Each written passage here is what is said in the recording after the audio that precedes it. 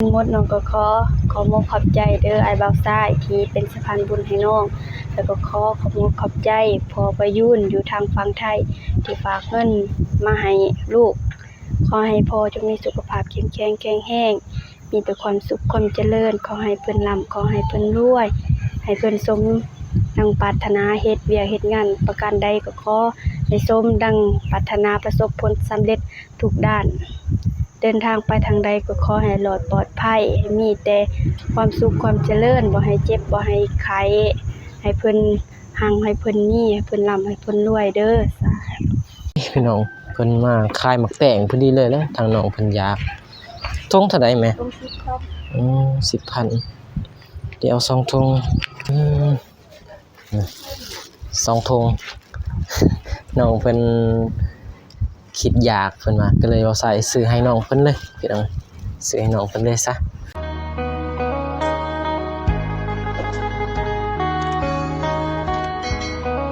โอเคพี่น้องเปิดภาพมาก็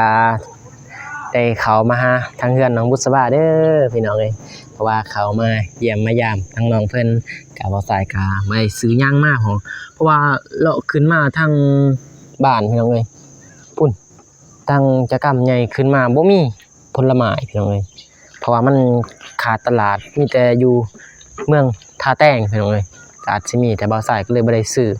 หยังมาให้น้องเพิ่นแต่ว่าน้องเพิ่นก็มีข่าวดีอยู่น้องเอ้ยทางพอประยูนเพิ่นฝากเงินมาให้ทางน้องบุษบาพี่น้องเอ้ยเพิ่นก็พอประยูนนี่เพิ่นก็เป็นผู้สนับสนุนทางน้องอัมพรร้องเพลงพี่น้องเอ้ยแล้วก็เพิ่นเห็นทางน้องบุษบาเพิ่นก็เลยสงสารเพิ่นก็เลยสิฝากเงินมาให้น้องบุษบาก็สิเอาหลายก็หลายพี่น้องเอ้ยจำนวนเงินไทยก็500 บาทแลกเป็นเงินลาวก็ถูกอยู่แต่ตอนนี้เพิ่นหักพี่น้องเอ้ยหัก15 บาทก็ตกอยู่เดี๋ยวนี้ก็ได้เป็นเงินกีบก็325,000พี่น้องเอ้ยเราใส่แลกมาได้ตอนนี้ก็เดี๋ยวสิขึ้นไปให้ทางน้องเพิ่นเลยพี่น้องเอ้ยเพราะว่าบางทีน้องเพิ่นอยากซื้ออยากกินหรือว่าซื้อน้ำส้มน้ำหวานบำรุงอิหยังพี่น้องเอ้ยทางพ่อเพิ่นฝากมากันมื้อคืนนี้พี่น้องเอ้ยก็เลยบ่ใส่ก็ได้ขึ้นมาให้ตอนมื้อนี้พี่น้องเอ้ยก่อนอื่นก็กราบทักทายสบายดีเด้อพ่อแม่ FC หมดสุขุทุกคนหรือว่าผู้ใหญ่ใจบุญทุกท่านที่เข้ามาติดตามชมช่องเบาซ้ายบ่ว่าจะเป็นภายในหรือว่าต่างประเทศก็ยินดีต้อนรับเข้าสู่ช่องเบาซ้ายเด้อพี่น้องก็เบาซ้ายก็เป็นสะพานบุญให้ทางน้องเพิ่นอีกพี่น้องเพราะว่าเป็นครั้งที่3พี่น้องให้ทางน้องบุษบาไปพี่น้องบอกว่าลายใหญ่ฮาแต่เบาซ้ายบ่ได้ซื้อหยังมาเด้อพี่น้องขอโทษขออภัย FC หมดสุขุทุกคนเด้อพี่น้องเพราะว่าใส่ก็ขึ้นมาก็บ่มีผลไม้หรือว่าสิซื้อน้ำส้มน้ำหวานก็ย่านน้องเพิ่นกินบ่ได้พี่น้องก็เลยบางทีก็บ่ใส่ก็สิให้เงินเอาก็มีพี่น้องเพราะว่ามันบ่มีพี่น้องผลไม้อยู่มันเป็นเขตบ้านนอกทางนี้มันตลาดบ้านนอกปะเดี๋ยวไปหาน้องเพิ่นเลยพี่น้องก็บ่ศึกษาเสียเวลาพี่น้องเพราะว่าน้องเพิ่นก็บ่สบายแน่บางทีก็บ่อยากรบกวนหลายพี่น้องก็จำ10-20 นาทีนี่แหละพี่น้องให้น้องเพิ่นพักแน่เพราะว่าน้องเพิ่นก็เมื่อยพี่น้องเพราะว่าบ่ได้พักผ่อนหลายมื้อแหละพี่น้องเอ้ยแต่น้องเพิ่นก็ได้มาอันนี้น้องเพิ่นพี่น้องเพิ่นสบายดีเด้อน้องสบายดีผู้ใหญ่ใจบุญเพิ่นพี่นี่ต้นสงสารน้องค่ะ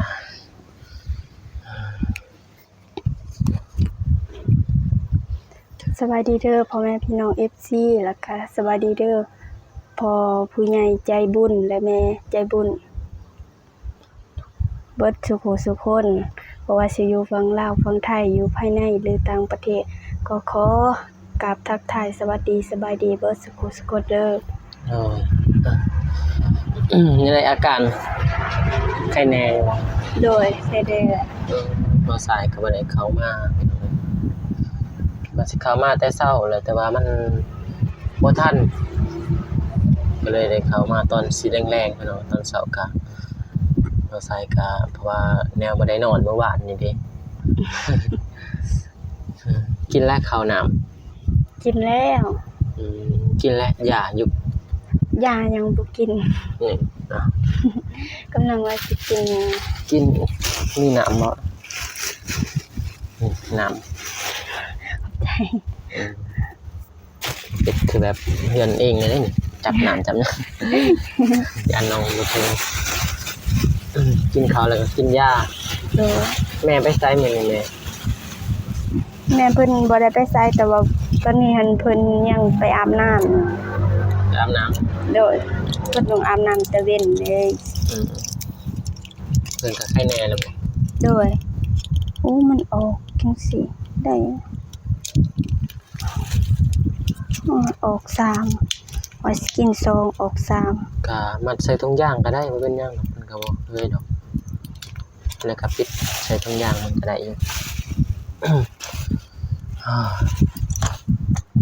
วันนี้บ่าวสายก็บ่ได้ซื้อหยังมาให้น้อง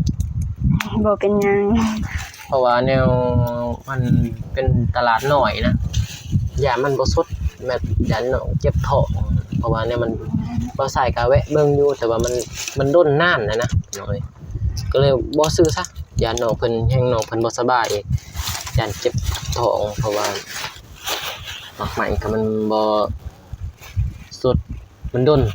เพราะมันเป็นตลาดน้อยก็บางทีถ้าบ่าวสายได้ขึ้นตะแตงมื้ออื่นสิซื้อมาให้น้องอีกเด้อ โดย วันนี้มีแต่ไข่ใดบ่ มาสิไข่ให้จับเลยเด้อนี่แค้นนี่กินอยู่กินยาเพื่อให้ไวๆมาให้กำลังใจอีกมื้อพี่น้องเอ้ยสิเข้ามาเรื่อยๆก็ยาน้องเพิ่นบ่ได้พักได้พรเห็นเพิ่น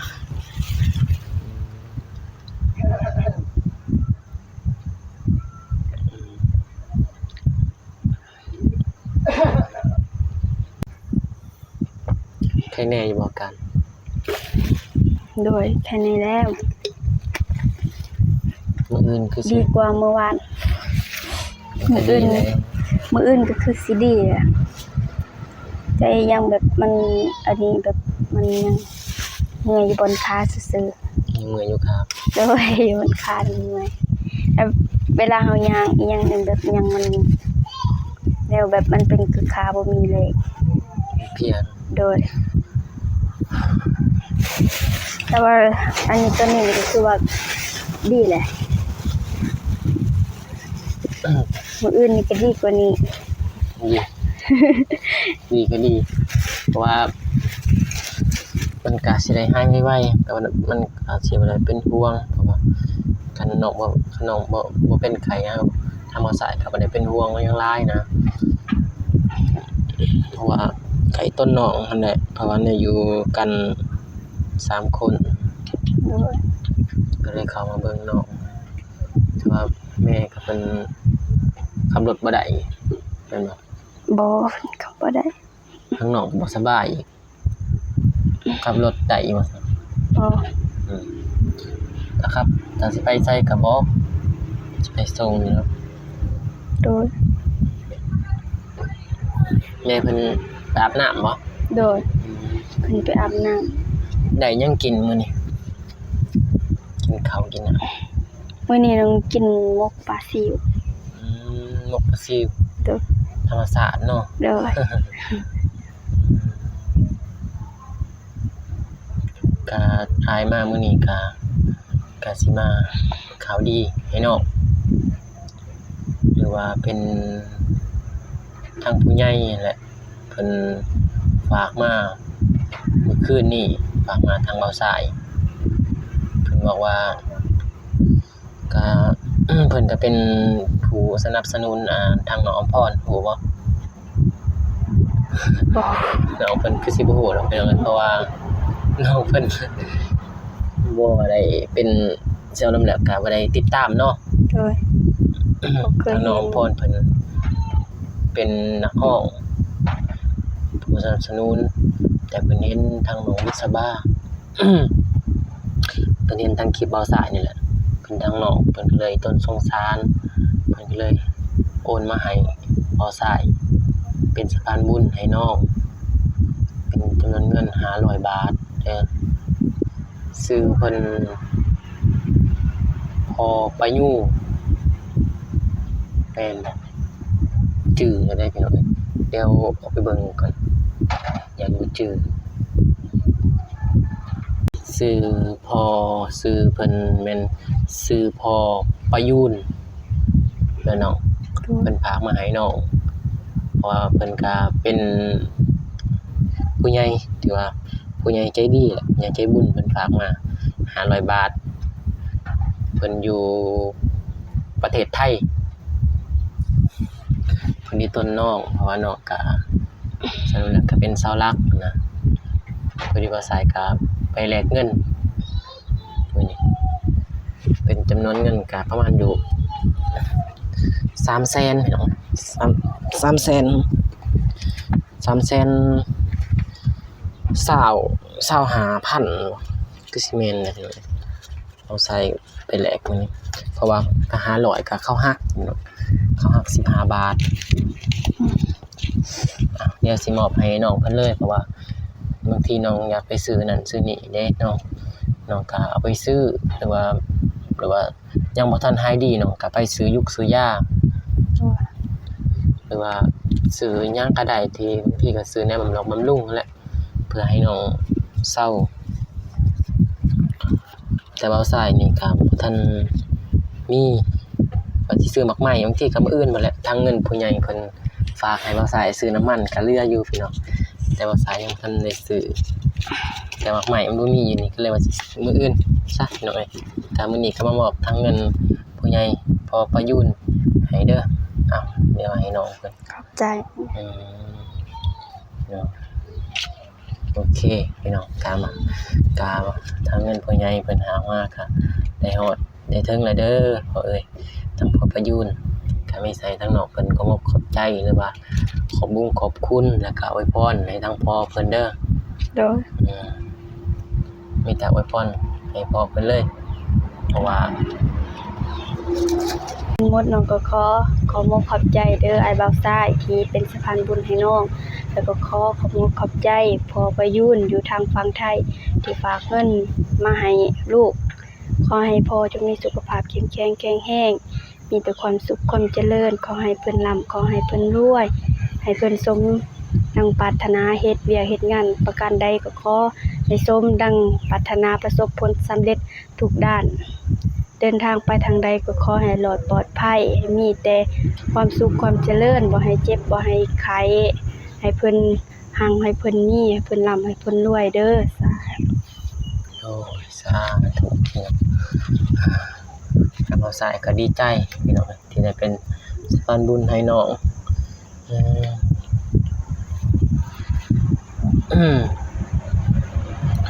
ก็มีแต่น้องพักผ่อนหรือว่าน้องอยาก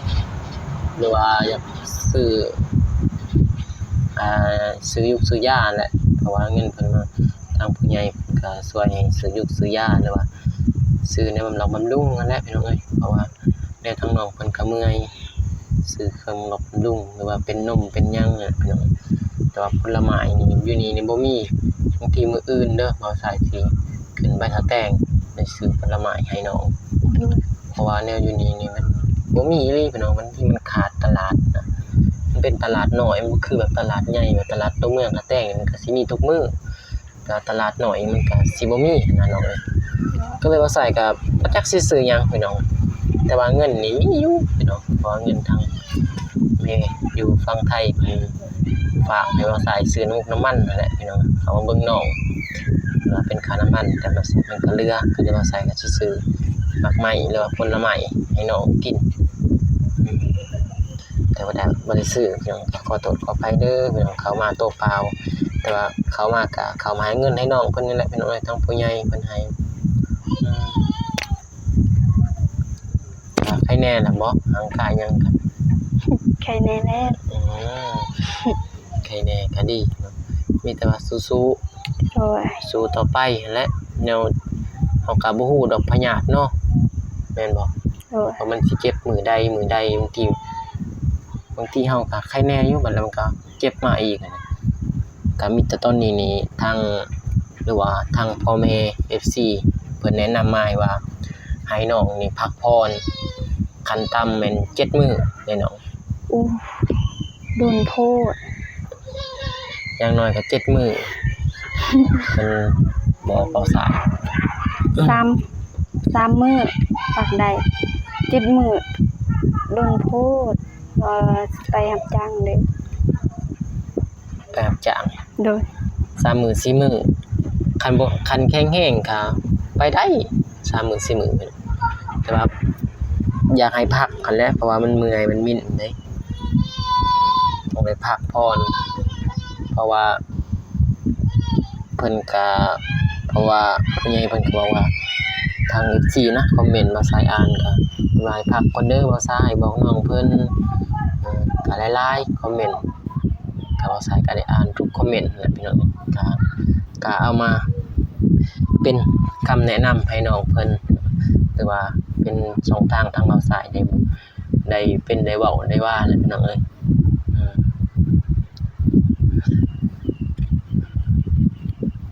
ก็มีแต่ว่าสู้ๆน้อง โดย เป็นกำลังใจให้น้องนั่นแหละแต่ว่าอาการนี่ยัง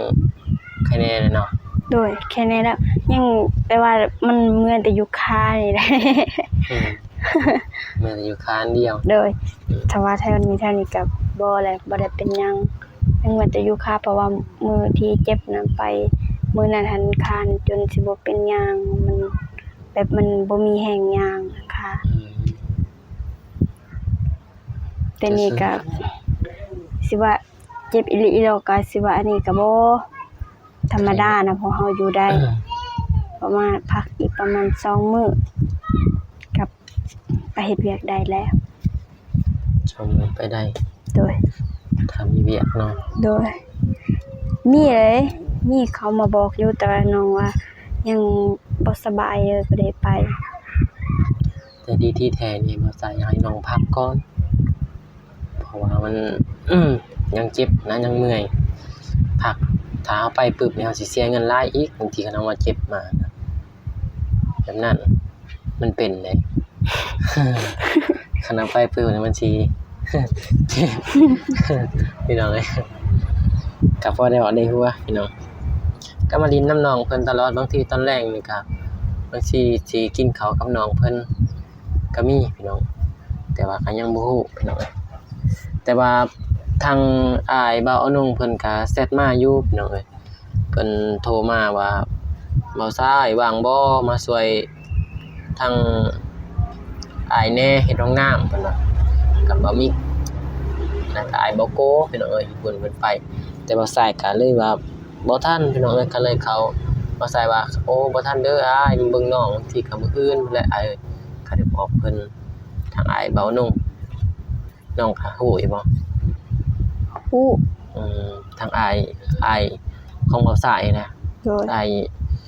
อายกกพี่น้องเพิ่นเฮ็ดเรือนอยู่ห้วยดำเพิ่นก่อห้องน้ำแต่ตอนนี้เพิ่นก็ก่อห้องน้ำแล้วก็บ่มี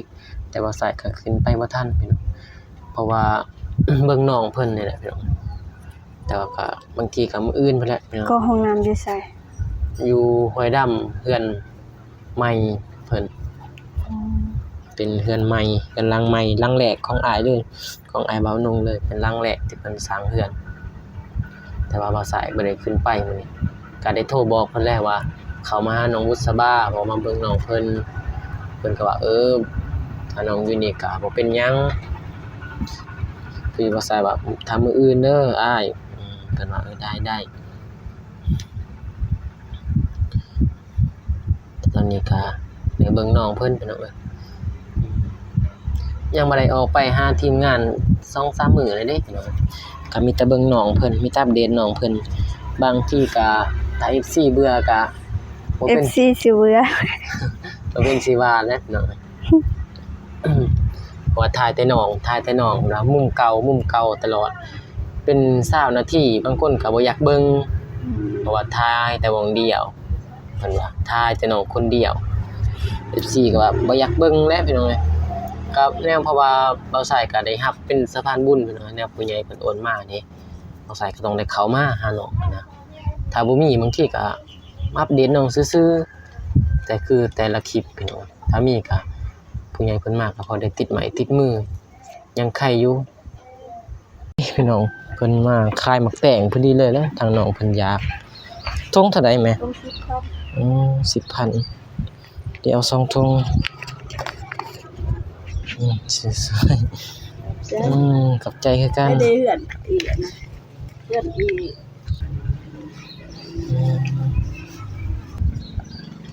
ขอบใจหลายๆเด้อ เด้อ เด้อขอบใจคือกัน พ่อแม่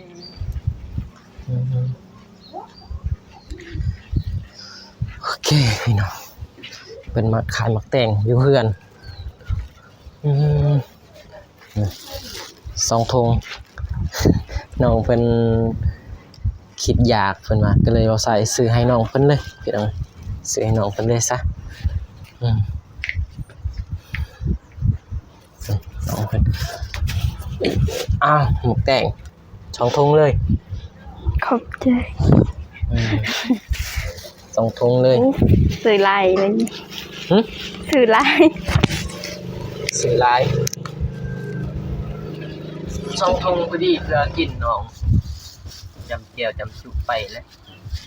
เพราะว่าแนวมันบ่มีเด้ กับบ่แพงเพิ่นขายไปหน่อยตุง 10,000 หลายเติบอยู่ แต่งปลูกเองเลย จักบ่ได้ถามนี่บ่ได้ถามทางแม่เสียงแป้งนะครับให้น้องกินข้าวพี่แหละกินข้าวตอนแลงทางเบาสายบางทีก็กินน้ำก็มีน้องแต่ว่ายังบ่ฮู้กันเด้อโอเคมีแต่ยังสั่นเด้อน้อง โดย ครับเพราะว่าคลิปเบาสายก็ยาวเลยเพราะว่าถ่ายน้องลายกับบางทีก็บ่อยากมีคนหรือว่าคนเบิ่งเป็นจังได๋ก็มีอยู่พี่น้อง FC เพิ่นก็หลายๆอยู่เด้ แต่ว่ามันก็คลิปยาวพี่น้องเบาสายก็ความจำเก็บบ่ได้หลายก็จะได้จบคลิปก่อนก็ที่สิอัปเดตตอนแรกอีกพี่น้องก็ กันแลมากินตำหมักแตง กินตำบักแพง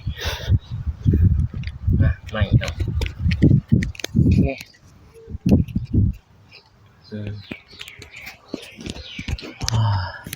มาหาน้องเพิ่นแต่ว่าน้องเพิ่นก็หายดีเป็นที่เรียบร้อยพี่น้องเอ้ย คิดอันตรายแล้ว มีแต่สู้ๆเด้อน้อง โดย โอเคพี่น้องทางภาษาก็สิได้จบคลิปไปก่อนเด้อพี่น้องก็มีแต่ว่าพอกันคลิปหน้าหรือว่า EP หน้าอีกอัปเดตทางน้องเพิ่นมื้อนี้บ่ได้ซื้อมากมายมากก็เกรงใจพี่น้องมีแต่มาให้เงินทางผู้ใหญ่เพิ่นฝากมาแหละพี่น้องก่อนอื่นก็ขอบใจเด้อทางผู้ใหญ่หรือว่าพอประยูนที่ให้บ่าวสายเป็นสะพานบุญให้น้องในครั้งนี้ก็ขอให้ผู้ใหญ่พอประยูนจงมีแต่ความสุขความเจริญเฮ็ดเวียกงานประการใดก็ต้องมีแต่ความสุขความเจริญให้ประสบผลสำเร็จในหน้าที่การงานแล้วก็ความเจ็บจะได้ความไข้อย่ามีเด้อพอเด้อให้แต่มีคนรักคมฮูมปรารถนาสิ่งใดก็ขอให้ได้สิ่งนั้นให้ดมปรารถนาความเจ็บจะได้ความไข้อย่ามีเด้อพอเด้อมีแต่ว่าพอกันใหม่คลิปหน้าคลิปนี้เราใส่ก็ขอตัวลาไปก่อนพอกันใหม่คลิปหน้าเด้อพี่น้องคลิปนี้เราใส่ขอกล่าวคำว่าสบายดีเด้อพี่น้องบ๊ายบาย